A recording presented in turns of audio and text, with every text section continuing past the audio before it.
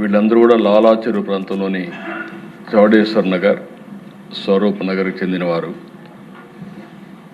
Clinical పరీక్షల్లో రక్తంలో urea మరియు సీరం కెరియాటిన్ స్థాయిలు పెరిగినట్లు గమనించారు.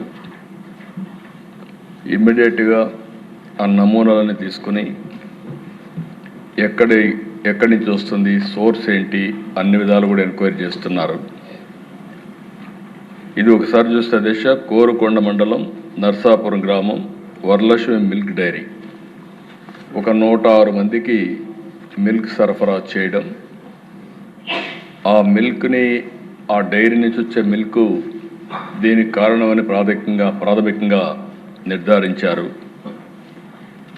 దీనివల్ల దేశ ఇప్పటికే 4 చనిపోయారు, 8 మంది హాస్పిటల్లో ఉన్నారు, ఇంకా 2 వెంటిలేటర్ పైన ఉన్నారు.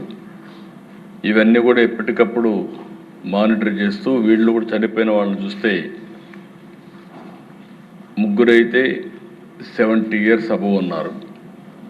కృష్ణవేణి 74, రాధాకృష్ణమూర్తి 76, శేషగిరిరావు 72, రమణి మాత్రం 58, 2 మహిళలు 2 పురుషులు ఉన్నారు.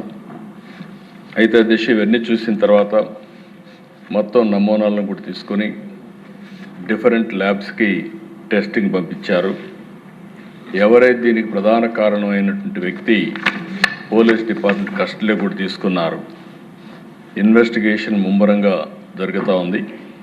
ఈ నమూనాలు కూడా state food laboratory Hyderabad, state food laboratory Visakhapatnam, Vimta labs హైదరాబాద్కి నమూనాలు పంపించారు. కేసు కూడా ఎవరైతే మృతురాలు తాడి కృష్ణవేణి కుమారుడు సీతారామయ్య ఇచ్చారు, దాన్ని ఆధారంగా చేసుకొని 194 సెక్షన్ కింద BNSS కింద సెక్షన్ 174 CRPC కింద కేసు కూడా బుక్ చేశారు.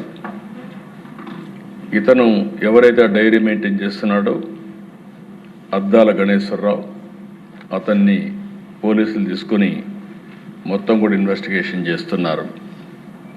ఏదేమైనా దిశ అన్ని విధాలు కూడా 360 డిగ్రీ ఇప్పుడే మంత్రి గారు చెప్పినట్టు ఎంక్వైరీ చేస్తున్నాం.